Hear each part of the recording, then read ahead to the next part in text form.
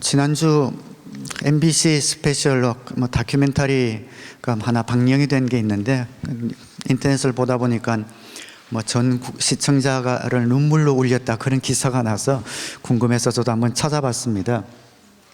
너를 만났다라는 그런 다큐멘터리였는데요. 4년 전에 넷째 나연이를 잃은 엄마, 그 가족들의 슬픔을 담은 이야기지요. 4년이 지났지만 여전히 어릴 때의 혈액암, 희귀병으로 하늘나라로 간 그 딸을 그리면서 너무나 마음에 사무친 그런 가족들의 이야기였습니다. 그렇게 보고 싶으면 꿈에라도 보인다고 하는데 왜 나에겐 꿈에도 안 보이는가, 어머니가 막 그렇게 하는 내용들, 가슴이 참 찡한 그런 내용들이 많았습니다. 아빠는 꿈에서 자기 딸을 한번 봤다고 합니다. 그 엄마는 그것이 너무너무 부러워서 정말 딸을 한 번만 보고 싶은 그 소원을 MBC에서 현대 기술을 접목해서 이제 만나게 해주는 그런 다큐멘터리였습니다. VR이라고 그러죠. 가상현실. 온갖 최신 기술과 가상현실을, 그 기계를 이용해서 실제는 아닌데 정말 있는 것처럼 이렇게 특수 안경을 쓰면 앞에 모든 환경과 또 자기 딸의 모습이 나타나고 음성도 들리는 그러한 시도를 MBC에서 해주었더라고요. 그래서 그 딸이 살아있을 때 사진들 또 동영상들을 전부 취합을 해서 딸의 모습과 제일 가깝게 행동 양식이라든지 이런 것들을 많은 사람들이 이제 재현을 하면서 표현을 하면서 결국 한 10분 정도 되는 가상현실의 그 프로그램을 만들고, 모든 가족들이 앉아있고 엄마가 대표로 저 안경을 쓰고 딸을 만나는 그런 장면을 보여준 것이 프로그램입니다. 그렇게 꿈에 그리던 딸이 만나고 한 10분간 그 딸과 대화하는 그런 내용이고, 정말 가슴이 찡한 그런 경험을 했습니다. 몇 가지 그걸 보면서 생각이 들었는데요. 첫 번째는 참 세상에 있는 이런 기계들, 또 이런 귀한 정보들, 이런 문명의 기기들이 악한 것, 전쟁이라든지 사람을 해하게 하는 것으로 사용되지 않고 어쨌든 사람들의 이런 마음을 이로운 쪽으로 사용되는 그런 모습들이 귀해 보였습니다. MBC에서 제작진들이 굉장히 수고를 많이 한 것 같아요. 어쨌든 세상에 있는 이 모든 것들이 사람들을 이롭게 하는데 쓰여진다면 또 얼마나 좋을까. 기술이 정말 발달했구나라는 것을 느꼈습니다. 근데 좀 아쉬운 점이 있었습니다.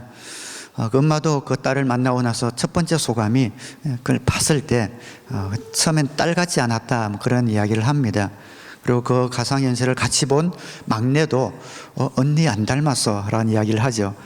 그래서 온 기술을 다 동원해서 그렇게 그래픽을 이용해서 딸의 모습을 재현했지만 그 딸의 모습과는 뭔가 좀 동떨어진 그런 모습으로 나왔기 때문이겠죠. 그래서 그걸 이제 아내와 함께 보면서 아내가 하나님의 만드신 이런 솜씨와는 너무 비교가 된다, 그런 이야기들을 슬쩍 하더라고요. 저도 같은 생각을 했습니다. 지금 나온 인간의 가장 최신 기술, 그래픽과 이런 것들을 다 동원한다 하더라도 하나님이 만드신 그 솜씨는 100만 분의 1도 따라가지 못하는구나. 하나님의 그 능력, 그 섬세하심이 얼마나 크신가라는 그런 생각이 들었습니다. 그 딸을 4년간 못 봤는데 얼마나 만나서 안고 싶겠습니까? 손을 만지고 싶겠습니까? 근데 안으려고 이렇게 하는데 그래픽이니까 만져지지 않죠. 그냥 그래픽이니까 그 안타까움, 정말 그 촉각 하나도 느끼게 하지 못하는 거죠. 그걸 보는데도 정말 손이라도 잡고 싶을 텐데 잡히지 않는 그 그래픽 때문에 마음이 더 허전하진 않을까, 그런 생각이 들었습니다. 천국에 가면 우리는 우리의 사랑하는 사람들을 만납니다. 이 세상에서 가장 큰 슬픔이 있다면 이별의 슬픔이죠. 사랑했던 사람들과 단절되는 그 고통이 가장 큰 슬픔입니다. 그래서 세상에서는 그 슬픔을 여러 가지 방법으로 채워보려고 노력하지만 소용이 없습니다. 우리에게는 소망이 있지 않습니까? 정말 사랑하는 사람들을 먼저 보냈지만 언젠가는, 정말 언젠가는 그 사랑하는 사람을 만나되 그래픽이 아니라 정말 손잡고 꼭 안고 그 숨결과 체온을 느낄 수 있는 사람들을 만날 수 있는 천국이 있다는 것, 그것이 얼마나 큰 소망인가라는 생각을 해봅니다. 목부님이 기도하실 때도 그런 내용을 넣으셨지만, 지난주에도 또 사랑하는 또 할머니를 또 이런 우리 지체도 계시고, 또 사랑하는 가족들, 친척들을 요즘 많이 하늘나라로 떠나보내는 것 같습니다. 사랑하는 사람을 떠나보낸 사람만이 그 이별이 얼마나 슬픈지 알 수 있겠죠. 그러나 그 슬픔과 고통을 채워주실 수 있는 분이 계시다라는 것을 우리는 압니다.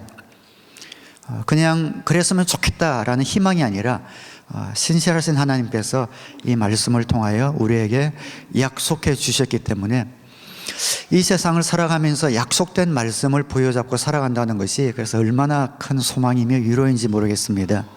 우리의 삶 가운데 다양하고 힘든 어떤 문제가 생기더라도 말씀으로 돌아가면 이 말씀 가운데 해답이 있습니다. 약속이 있습니다. 위로가 있고 소망이 있기 때문에 그 말씀대로 우리는 전진해 나가는 거지요. 그래서 크리스천들, 우리 믿음의 사람들, 하나님의 자녀들은 하나님이 주신 말씀을 따라서 한 방향을 바라보며 날마다 공동 목표를 향하여 사명을 가지고 살아가는 사람들이다라는 생각이 듭니다. 오늘 전하는 말씀도 이 말씀 속에서 정말 하나님의 자녀들이 이렇게 살았으면 좋겠다라는 하나님의 마음을 이 바울 사도가 절절하게 갈라디아 교인들에게 외치는 그런 고백입니다. 예수님께서 우리 가운데 행하신 그 일이 얼마나 큰 일이시고 하나님이 우리에게 베푸신 그 사랑이 얼마나 큰 사랑인데, 이 말씀에서 떠나서 거짓 교사들의 영향을 받아 그 풍성함을 누리지 못하는 갈라디아 교인들을 향한 안타까움이 묻어있는 그런 고백이 갈라디아서입니다. 종교개혁을 이룬 마틴 루터가 가장 사랑했던 책이 갈라디아서라고 합니다. 오직 의인은 믿음으로 말미암아 살리라, 이 말씀이 갈라디아의 주제입니다. 교회법으로 인하여, 전통으로 인하여 믿음에서 멀리 떠나 있던, 어두워져 있던 그 시대의 사람들에게 갈라디아서를 통해 하나님은 마틴 루터에게 어떻게 살아야 될지를 정확하게 보여주셨습니다. 행위로, 율법으로 사는 것이 아니라 오직 의인은 믿음으로 말미암아 살리라. 종교개혁의 기초를 마련해 준 책이 바로 이 갈라디아서이죠. 이 갈라디아서를 좀 더 쉽게 이해하려면 이 바울이 지금 어떤 사람들을 대적해서 이렇게 이야기하고 있는지 그것을 알아야 합니다. 당시 유대주의, 유대인으로 크리스찬이 된 사람들을 대적하여 갈라디아서를 쓰고 있습니다. 자, 예수님이 십자가에 돌아가시고 부활하셔서 승천하셨습니다. 11 제자들이 나가서 복음을 전했습니다. 하루에 3,000명, 5,000명 예수님 앞에 사람들이 돌아왔습니다. 근데 크리스찬이라고 그러죠. 크리스찬입니다. 근데 그 크리스찬은, 초대교회 때 크리스찬은 두 부류가 있었겠죠. 하나는 유대인으로서 크리스찬이 된 부류가 있었고, 그 유대인들을 통하여 또 복음을 전해들은 이방인. 이방인은, 저와 여러분도 이방인이죠. 유대인이 아닌 모든 민족을 이방인이라고 부릅니다. 유대인으로 크리스찬이 된 부류와 이방인으로 복음을 듣고 크리스찬이 된 그 두 부류가 이 초대교회 시절 함께 신앙생활을 한 겁니다. 그런데 그 중에서 유대교에서 크리스찬이 된 이분들 중에 특별히 유대교의 전통을 따르는 분들이 엉뚱한 복음을 가지고 교회들에게 들어왔던 것이죠. 우리가 생각할 때 유대주의 하면은 지금 복음과는 떨어졌다는 걸 알고 있기 때문에 뭐 별것이 아닌 것처럼 생각하지만, 이 유대주의자들의 이때의 주장은 굉장히 설득력이 있었습니다. 왜냐하면 그 유대주의자들이 주장하는 것이 무엇이었냐면, 그들은 이제 아브라함의 후손이거든요. 모두가 유대인들은 또 모든 믿음의 사람들은 아브라함이 믿음의 조상이기 때문에 예수님을 믿은 모든 크리스찬들은 아브라함의 후손이다. 그런데 그 아브라함은 어떤 사람인가? 예언자를 통해 예수님께서는 예언자를 통해 아브라함의 후손으로 온다고 약속된 분이 예수님이다.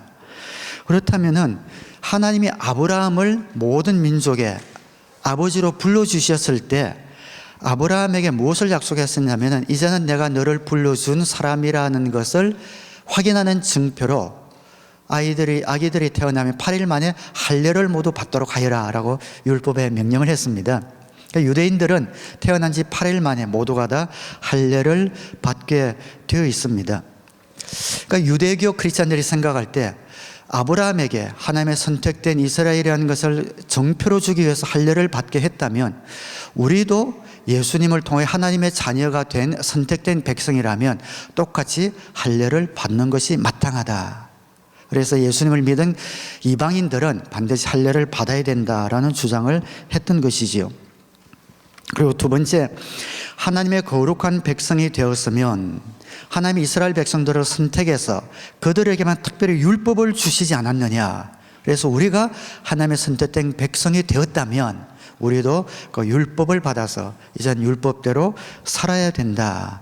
그래야만 하나님의 완전한 자녀가 된다라고 주장을 했던 겁니다. 근데 이 주장이 굉장히 설득력이 있어서 갈라디아 교회뿐 아니라 많은 교회에 그 이론이 스며들고 있었던 겁니다. 바울이 여러분이 어조를 보아서 알겠지만 어리석은 갈라디아 사람들아, 정말 멍청하고도 멍청한 사람들아, 그 마음을 여러분이 아마 좀 느꼈었는지 모르겠습니다.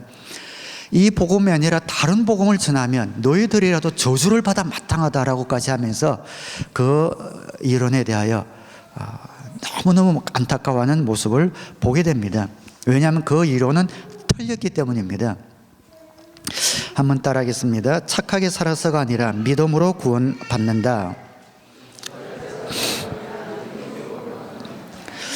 아브라함의 후손은 혈통으로서의 후손이 아니라 믿음으로서의 후손이기 때문이다 라고 바울이 이야기하고 있습니다.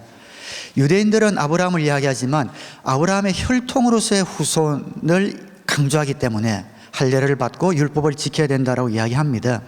그러나 바울은 아브라함이 왜 우리의 조상이 되었는지를 정확하게 이야기하고 있습니다.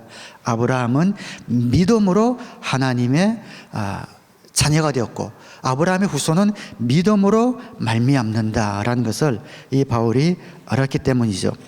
7절에서 9절에 보면 그러므로 믿음에서 난 사람들이야말로 아브라함의 자손임을 여러분은 아십시오.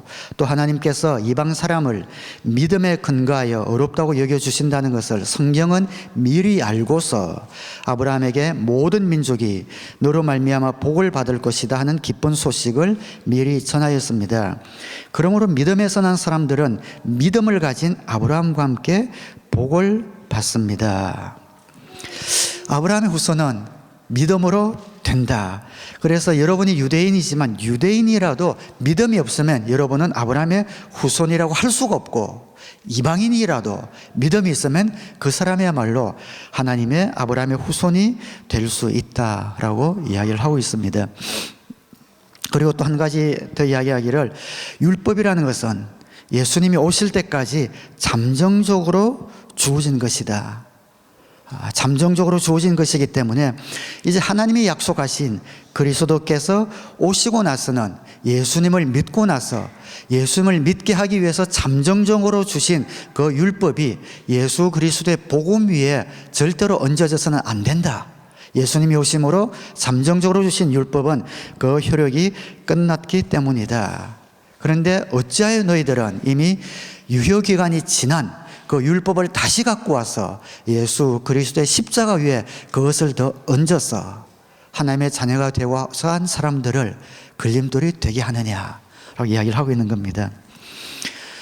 그 잠정적인 율법을 개인교사라는 표현을 쓰죠. 23절에 보면 믿음이 오기 전에는 우리는 율법의 감시를 받으면서 장차올 믿음이 나타날 때까지 갇혀 있었습니다. 그래서 율법은 그리스도께서 오실 때까지 우리에게 개인교사 역할을 하였습니다. 그것은 우리로 하여금 믿음으로 어렵다고 하심을 받게 하시려고 한 것입니다. 그런데 그 믿음이 이미 왔으므로 우리가 이제는 개인교사 아래에 있지 않습니다. 그렇죠? 이제 율법의 개인교사, 어떻게 하면 구원을 얻고 하나님이 누구신지 가르쳐 주었던 그 율법이 효력이 다 했으므로 우리는 그 교사 아래 더 갇혀있는 사람이 아니다. 예수 그리스도의 십자가의 능력, 그 보혈의 능력을 힘입 믿는 약속으로 말미암아 하나님의 자녀가 되었으므로 이제는 자유함으로 하나님의 자녀다운 기쁨의 생활을 누리라라고 이야기합니다. 이것이 오늘을 사는 우리에게도 왜 똑같이 중요한가? 오늘을 사는 크리스천들에게 적용시키자면 율법 하니까 좀 동떨어져 있는 것 같지요. 그러나 이 율법을 오늘 우리말로 바꾸자면은 인간의 노력이란 말과 바꾸면 제일 근접합니다. 구원받으려는 인간의 노력, 아브라함의 복을 누리려는 인간의 노력, 이것이 바로 바울이 철저하게 금지하고 있는 율법과도 같습니다. 여러분도 예수님 믿기 전에는 착하게 그냥 살면 되지, 법대로 이렇게 살면 되지, 꼭 예수님을 믿어야 되나? 또 예수 영접 모임에 돌아오시면 제가 제일 먼저 드리는 질문이, 형제님, 자매님은 오늘 밤에 죽는다면 천국 가실 것 같습니까? 지옥 가실 것 같습니까? 라는 질문을 던집니다. 거의 다 자신이 없어 합니다. 글쎄, 근데 그렇게 나쁜 짓은 안 해서 천국 가지 않을까요? 또 어떤 분은 천국은 가지 못할 것 같은데요. 이유를 물어보면 자신이 어떻게 살았는가, 나의 행위와 그 노력이 기준이 되기 때문에 그렇습니다. 예수 믿기 전에는 착하게 살아야 천당에 간다는 생각을 의식적이건 무의식적이건 많은 사람들이 합니다. 그리고 교회 다니면서도 자신의 삶의 기준에 기대에 미치지 못하는 크리스찬들을 보면 저렇게 해가지고 어떻게 천국에 가느냐, 저런 사람이 천국 간다면 나는 가기 싫다라는 그런 비난을 하는 이유도 그게 있습니다. 천국이라는 곳이 있다면 그것은 착하게 사는 사람들이 가는 곳이다라는 생각이 자리 잡고 있기 때문에 그런 것이지요. 그러나 착하게 살아보려는 노력은 절대로 우리를 구원하지 못합니다. 착하게 살지 말라는 말은 아닙니다. 착하게 살려는 노력은 절대로 우리를 구원하지 못합니다. 왜 그런가 하면 착하게 살아서 천국에 가려면 완전히 착해야 되기 때문입니다. 우리는 착하다, 저 사람이 선하다 할 때에 비교하죠. 그래도 저 사람보다 내가 좀 더 착하지, 양심적으로 살지 라는 생각을 하고 있습니다. 그러나 천국에 가려면 완전히 착해야 합니다. 100점 만점에 100점을 받아야 됩니다. 근데 이 세상 사는 사람들은 점수를 매기자면 30점, 40점에서 서로 앞서거니 뒤서거니 하면서 내가 더 착하다라고 생각을 하고 있는 것이지요. 그래, 착하게 살려는 노력으로는 천국에 갈 수가 없습니다.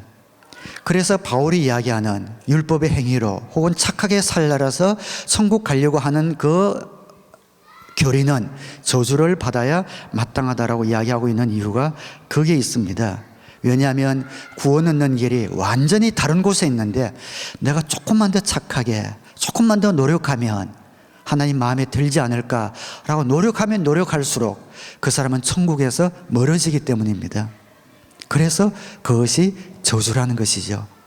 착하게 살려는 노력이 나빠서가 아니라 착하게 살려면 노력하면 노력할수록 하나님의 의에서, 하나님의 은혜에서 점점 멀어지는 그런 현상이 나타나기 때문에 오히려 그것이 저주가 된다라고 이야기를 하고 있습니다. 10절 말씀에 율법의 행위에 근거하여 살려고 하는 사람은 누구나 다 저주 아래에 있습니다. 기록된 바 율법책에 기록된 모든 것을 계속하여 행하지 않는 사람은 다 저주 아래에 있다 하였습니다. 하나님 앞에서는 율법으로는 아무도 어렵게 되지 못한다는 것이 명백합니다. 의인은 믿음으로 살 것이다 하였기 때문입니다. 그럼 어떻게 구원을 얻을까요? 오직 예수님을 믿어 구원 얻는 줄 믿습니다. 예수님께서 저와 여러분의 모든 저주를 단번에 영원히 짊어지고 돌아가셨기 때문이죠. 13절에 그리스도께서 우리를 위하여 저주를 받은 사람이 되심으로써 우리를 율법의 저주에서 속량해 주셨습니다. 기록된 바 나무에 달린 자는 모두 저주를 받은 자이다 하였기 때문입니다. 우리가 노력한다고 해서 우리가 받을 저주가 감해지는 것이 아니라, 우리가 노력한다고 해서 하나님의 마음에 드는 착한 사람 의인이 되는 것이 아니라, 우리가 할 수 없기 때문에 우리를 대신하여 이 땅에 오셔서 죄 없으신 무지한 그 피를 흘려 십자가에 달려 돌아가신 예수 그리스도를 믿는 믿음으로 저와 여러분이 의인이 되는 줄 믿으시기 바랍니다. 그것이 바로 복음입니다. 그래서 하나님의 자녀가 되는 것이고, 그래서 우리는 아브라함의 후손이 되는 길이 열려진 것입니다. 26절에 여러분은 모두 그 믿음으로 말미암아 그리스도 예수 안에서 하나님의 자녀들입니다. 여러분은 모두 침례를 받아 그리스도와 하나가 되고 그리스도를 옷으로 입은 사람들이기 때문입니다. 유대 사람도 그리스 사람도 없으며 종도 자유인도 없으며 남자와 여자가 없습니다. 여러분 모두가 그리스도 예수 안에서 하나이기 때문입니다. 여러분이 그리스도께 속한 사람이면 여러분은 아브라함의 후손이요 약속을 따라 정해진 상속자들입니다. 그래서 우리는 착하게 살아서 혹은 우리의 어떤 노력으로 천국 간다는 생각을 버려야 합니다. 천국 가는 것은 예수님을 믿는 믿음 하나로 구원을 얻습니다. 우리의 선택은 내가 누구를 의지하느냐 하는 것입니다. 우리는 살아가면서 반드시 두 가지 중에 한 가지를 선택할 수밖에 없습니다. 두 가지 중에 한 사람을 의지할 수밖에 없습니다.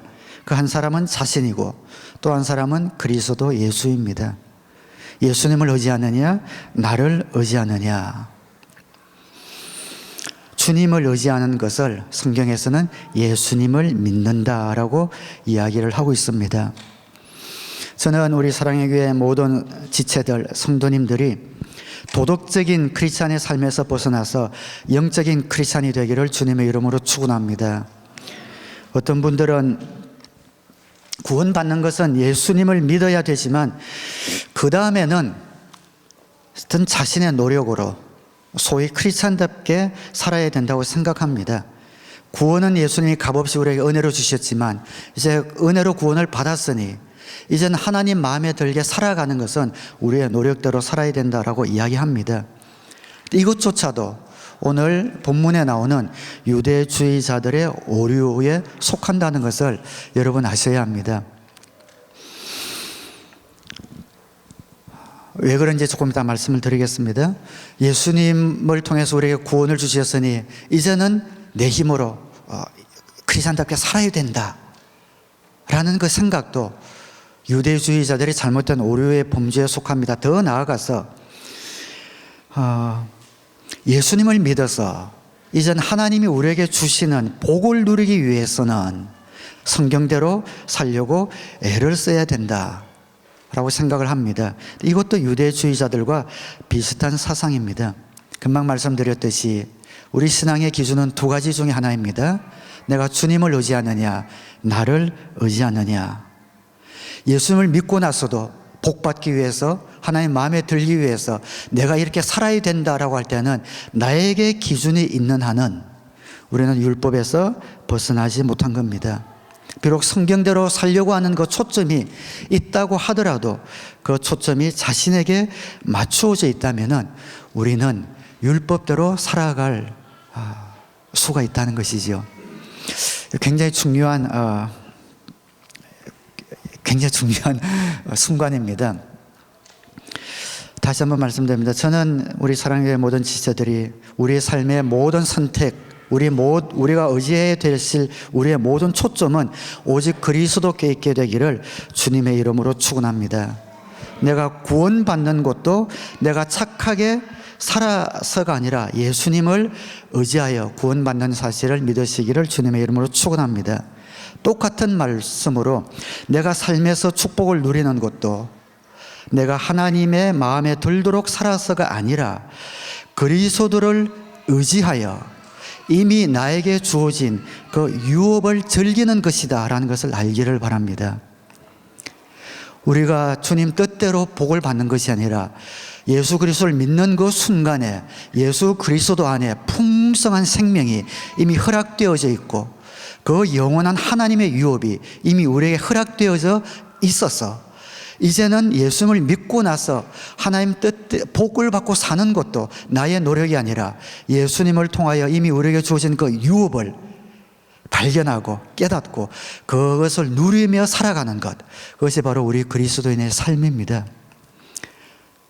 도적이 온 것은 죽이고 멸망시키려고 왔지만 인자가 온 것은 생명을 주려 하고 더 풍성히 주려 함이니라. 우리에게 생명을 주실 뿐만 아니라 구원을 주실 뿐만 아니라 그 안에 주어진 유업을 우리에게 누리게 하기 위해서 오신 그 예수님을 믿는 믿음, 예수님이 우리의 초점이 될 때 주님이 주신 그 모든 기업을 우리가 누릴 수 있다라는 것이죠. 많은 분들이 신앙생활을 하면서 힘들어하는 이유가 바로 여기에 있다고 생각합니다. 우리 힘으로 살려고 하니까 안 됩니다. 예수를 믿긴 믿었는데 이제는 좀 참아보고 좀 사랑해보고 좀 분노도 좀 줄여보고 좀 섬겨도 보고 하려는데 그 주체가 납니다. 그런데 내가 앞서다 보니까 어느 정도는 하겠지만 조금 가다 지칩니다. 지치니까 마음이 갈급해지고 짜증이 납니다. 내가 나를 달달 볶고 옆에 있는 사람을 달달 볶으면서 신앙생활에 재미가 없는 이유가 바로 이 지점입니다. 그러나 나를 구원 얻게 하신 주님께서 갈라디아서 5장 22절에 조금 있다가 우리 보겠지만 그 모든 성령의 열매도 우리가 주님을 의지할 때에 그 주님이 내 안에서 나를 통하여 그 열매들을 내신다는 것을 믿을 때, 관계 속에 들어갈 때 나오는 것을 믿을 때에 비로소 우리의 삶 가운데 또 믿음 가운데 또 여유와 관용과 품음 이런 것들이 찾아오는 것 같습니다.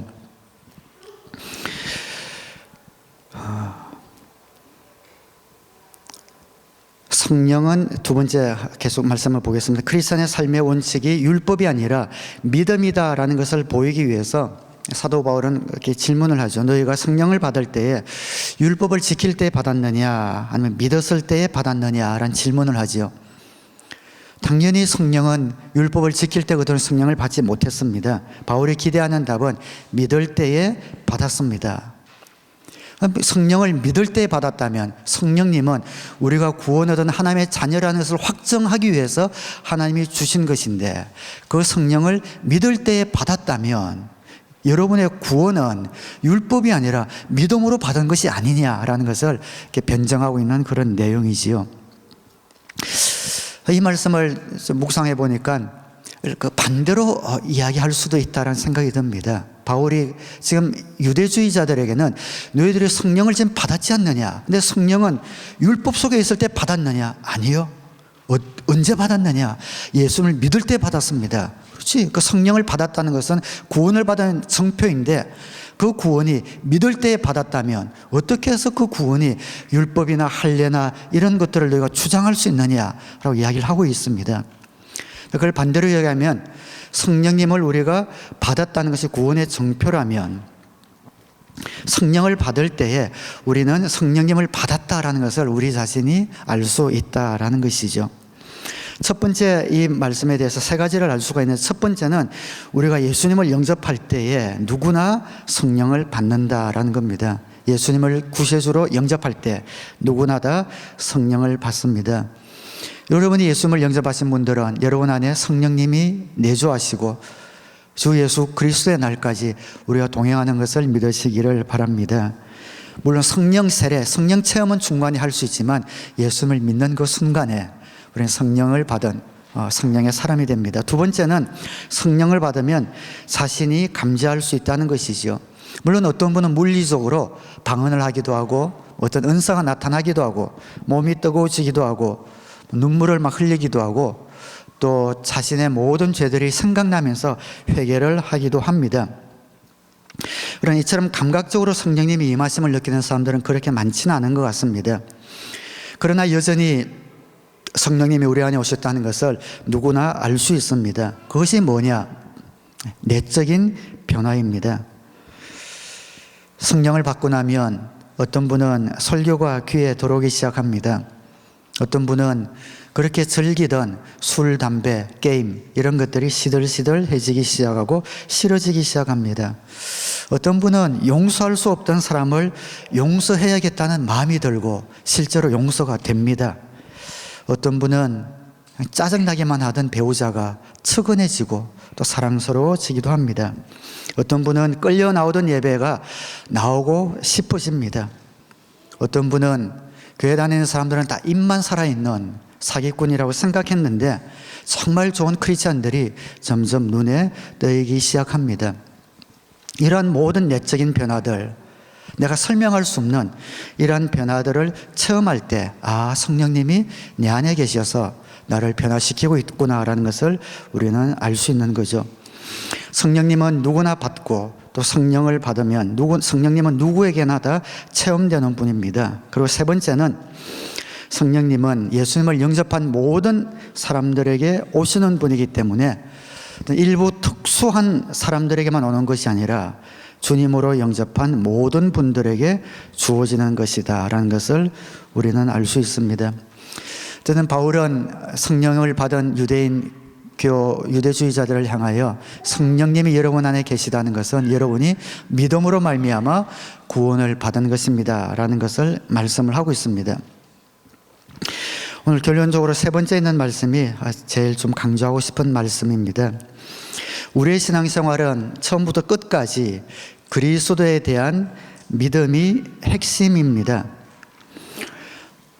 그리스도에 대한 믿음, 주님을 믿는 믿음, 이것이 우리 신앙생활의 처음과 마지막입니다. 여러분이 예수님을 믿는 그 믿음, 예수님이 십자가에 달려 돌아가시기 전에 제자들과 만찬을 나누시면서 너희들이 살아가면서 크리스찬답게 살아가기 위해서, 다른 말로 열매를 맺으면서 살아가기 위해서 해야 될 일이 하나 있다. 그러니까 크리스찬이 되고 나서, 예수를 믿고 나서 예수님 닮은 예수님 제자답게, 신앙인답게 살아가야 되는데, 살아가기 위해서는 꼭 한 가지 필요한 것이 있다. 그것이 뭐였을까요? 열심히 기도해라, 열심히 주님 뜻대로 살 노력해라, 그런 말씀 하지 않으셨습니다. 정반대의 말씀을 하십니다. 요한복음 15장 5절에 나는 포도나무요 너희는 가지이다. 사람이 내 안에 머물러 있고 내가 그 안에 머물러 있으면 그는 많은 열매를 맺는다. 너희는 나를 떠나서는 아무것도 할 수 없다. 가지된 우리가 열매를 맺기 위해서, 열매 맺는다는 것은 우리가 살아가면서 크리스찬답게 살아간다는 것을 의미합니다. 우리를 통하여 하나님의 사랑이 나타나고 섬김이 나타나고 희생을 통하여 사람들이 변화되고 전도의 열매가 있고 성품의 열매가 있는 그 모든 것을 의미합니다. 그 열매를 맺기 위해서 노력하라고요? 아닙니다. 열매를 맺으려고 노력하지 말고 나무에만 붙어 있어라. 그러면 열매는 자연스럽게 맺어질 것이다. 저는 여러분이 신앙생활 하시면서 열매보다 관계에 집중하기를 주님의 이름으로 축원합니다. 열매보다 관계에 집중해야 합니다. 어떤 열매를 맺을 것인가, 어떤 성과를 낼 것인가, 어떤 결과를 낼 것인가, 열매보다 포도나무 대신 주님의 접붙임 당하는 관계에 우리의 시선을 돌려야 합니다. 그것이 우리 신앙생활의 전부입니다. 열매는 우리의 힘으로 절대로 맺을 수가 없습니다. 생명의 삶 시간에 말씀드리죠. 포도나무에 포도가 열리는 철이 되면 끙끙거리는 소리가 나죠. OX 문제 나오는 거 기억나시죠? 포도나무가 절대로 가지가 끙끙거리지 않습니다. 우리가 끙끙거려서 어떤 인내의 작은 포도 열매 하나 맺을 수 없습니다. 그 가지는 포도나무 대신 주님께 붙어 있는 겁니다. 그럴 때에 원액이 올라와서 포도나무로부터 가지로 원액이 올라와서 열매가 맺힌다는 것을 우리는 알아야 합니다. 포도나무에 붙어 있는다는 것은 무엇일까요? 주님과의 관계 속으로 들어가는 것이겠죠. 주님과의 관계를 막는 것이 있다면 그것을 해결해야 합니다. 주님과의 관계를 막는 것이 대표적인 것 두 가지는 죄와 불순종 두 가지겠죠. 죄가 있다면 그때그때 회개해서 즉시 정리해야 합니다. 주님과 관계를 막는 것이 불순종입니다. 내 삶 가운데 불순종의 모습이 보이면 즉시 회개하고 해결해야 합니다.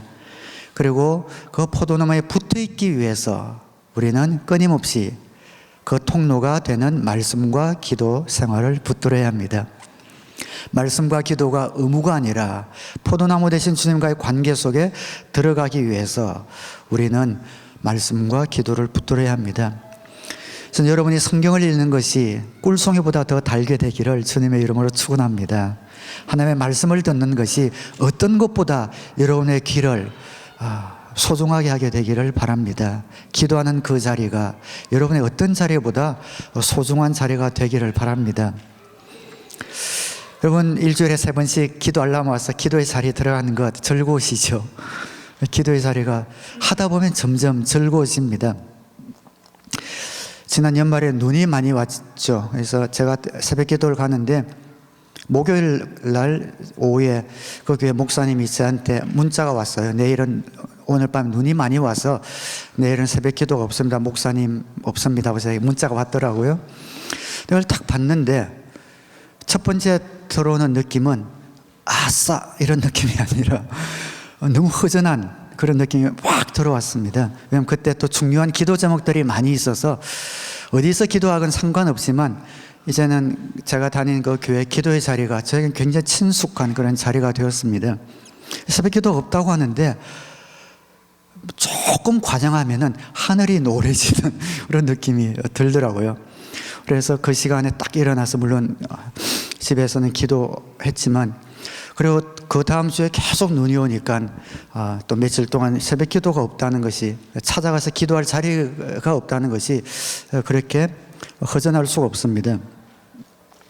그 기도의 자리가 우리에게 즐거워지고 기다려지고 그 자리에서 포도나무 되신 주님과 깊은 그런 친밀감을 누리는 그 자리, 그것만 있으면은 주님께서 우리를 통하여 주님이 원하시는 그 열매를 맺게 해주십니다. 주님과의 관계가 올바르고 건강할 때, 돈독한 관계 가운데 있을 때 열매가 맺어지면 그때 비로소 우리는 하나님의 뜻대로 살아갈 수가 있고 성경대로 살아갈 수가 있습니다. 똑같은 이야기지만 내가 하나님의 뜻대로 살아가기 위해서 노력하고 성경대로 살아가기 위해서 노력하면 할수록 우리는 하나님의 뜻에서 멀어질 수가 있지만 열매보다 관계에 집중하여 그 주님을 사랑하고 주님께 깊이 붙어 있기를 노력하면 노력할수록 나는 아무것도 한 것이 없는 것 같은데 나를 통하여 무엇이 맺혀지는가? 갈라디아서 5장 22절에 보니까 그러나 성령의 열매는 사랑과 기쁨과 화평과 인내와 친절과 선함과 신실과 온유와 절제입니다. 이런 것들을 막을 법이 없습니다. 이것을 금할 법이 없다는 것이 바로 그런 의미입니다. 이 열매 자체가 중요해서 금할 법이 없다는 것이 아니라 우리가 예수님께 붙어 있으면 붙어 있을수록 이 9가지 성령의 열매는 예수님의 성품을 다 묘사한 거잖아요. 그 예수님이 내 안에서 살아계심으로 그 열매들이 나를 통해서 흘러나오는 것을 금할 법이 없느니라. 그 안에서 주님 주신 유업을 누리는 삶, 이것이 우리에게 주어진 복이다라는 것이죠. 믿음은 한마디로 신뢰입니다. 예수님을 믿는다라는 것은 예수님을 신뢰한다라는 것이고 예수님을 믿지 않는다라는 것은 예수님을 신뢰하지 않는다라는 겁니다. 내가 예수님을 신뢰하는지 신뢰하지 않는지 어떻게 알 수 있는가? 가장 쉽게 알 수 있는 방법은 내가 염려하느냐 염려하지 않느냐, 그게 있는 것 같습니다. 나를 의지하면 의지할수록 나에게는 염려가 있습니다. 내 힘을 의지하면 의지할수록 내 어깨 짐은 점점 무거워집니다. 내 일이 암울해집니다. 우리는 둘 중에 하나를 신뢰하게 되어 있습니다. 자신을 신뢰하든지 주님을 신뢰하든지. 우리 주님을 신뢰하는 복된 여러분 되시기를 주님의 이름으로 축원합니다. 하나님을 신뢰할 때 우리 가운데는 평안이 있습니다. 그러나 자신을 신뢰하면 거기에는 염려가 있습니다. 여러분 마음 가운데는 그런 생각이 들지 모르겠습니다. 너희는 먼저 그의 나라와 그의 의를 구하라. 그리하면 이 모든 것을 너에게 더하여 주실 것이다. 그 말씀 붙들고 믿음으로 사는 것이죠. 우리의 모든 생활의 필요들은 주님이 채워주신다고 약속해 주셨기 때문에 내가 해야 할 일은 그의 나라와 그의 의를 구하는 것이다. 주님을 신뢰하는 것이다. 온전히 주님만 신뢰하고 나가겠다라는 것은 어떻게 보면 모험이요 도전입니다. 목사니까 설교를 해야 되니까 그런 말씀을 목사님 하시는 것 아닙니까? 라고 생각할지 모르겠습니다. 저도 목사이기 이전에 한 사람의 신앙인이기 때문에 가끔씩 그런 염려가 스칠 때가 있습니다. 정말 주님만을 신뢰한다고 주님께서 그 모든 것들을 인도해 주실까? 그러다가 인생의 실패를 맛보지 않을까라는 두려움이 살짝 스쳐 지나갈 때도 있습니다. 그때마다 마음을 정합니다. 어차피 망할 인생이라면, 망할 것이라면 하나님을 신뢰해서 망할 것인가, 나를 신뢰해서 망할 것인가, 그렇게 정하는 거죠. 이 세상에 우리 뜻대로 되는 것이 없는데 정말 나를 신뢰해서 일이 틀어질 것인가, 아니면 정말 하나님을 신뢰해서 일이 틀어지는 것을 선택할 것인가 라고 생각하면 선택이 명백해집니다. 하나님께서 지금까지 나를 이렇게 인도해 주시고 보호해 주시고 사랑해 주셨는데, 지금 내가 이 상황 가운데서 하나님을 신뢰하지 못하여 염려한다는 것은 지금까지 나를 사랑해 준 그 하나님의 사랑을 배신하는 건 아닌가, 모욕을 주는 것은 아닌가라고 생각이 들기 때문이죠. 사랑하는 여러분, 하나님을 신뢰할 때에 정말 그러면 인생에 나고자 될 것은 아닌가, 믿음으로 산다고 하는 것은 말은 좋은데 인생의 실패를 맛보는 것은 아닌가라는 두려움이 스칠 때에 망하더라도 주님을 신뢰해서 망하는 쪽을 택해 보시기를 우리 주님의 이름으로 축원합니다. 주님은 절대로 우리를 그렇게 내버려 두지 아니하십니다. 하나님은 신실하신 분이시기 때문이죠. 오늘 바울이 갈라디아 교회를 향하여 안타까운 마음으로 이야기하고 있습니다. 우리 하나님의 자녀가 되는 것은 오직 믿음으로, 하나님의 은혜로 그렇게 됩니다. 하나님의 은혜로 구원을 받지만 구원 얻고 난 후에 그 모든 삶도, 주님을 만나기까지의 그 모든 삶도 여러분의 노력이 아니라 주님과 관계를 맺음으로 성령의 열매가 나타나는 그런 삶을 사십시오라고 절절히 외쳤던 그 말씀이 저와 여러분들에게 동일하게 적용되어져서 예수님도 은혜로, 믿음으로, 그리고 예수님 믿고 난 후의 삶도 믿음으로 살아가는, 그래서 주님께서 우리에게 약속해 주신 그 약속의 유업을 마음껏 누리는 저와 여러분 되시기를 우리 주님의 이름으로 축원합니다. 우리 갈라디아서 2장 20절에서 22절 말씀 함께 합독하고 말씀을 마치도록 하겠습니다.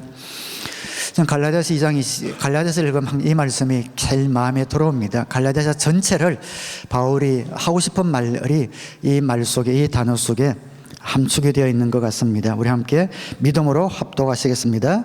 나는 그리스도와 함께 십자가에 못 박혔습니다. 이제 살고 있는 것은 내가 아닙니다. 그리스도께서 내 안에서 살고 계십니다. 내가 지금 육신 안에서 살고 있는 삶은 나를 사랑하셔서 나를 위하여 자기 몸을 내어주신 하나님의 아들을 믿는 믿음 안에서 살아가는 것입니다. 아멘. 기도하겠습니다.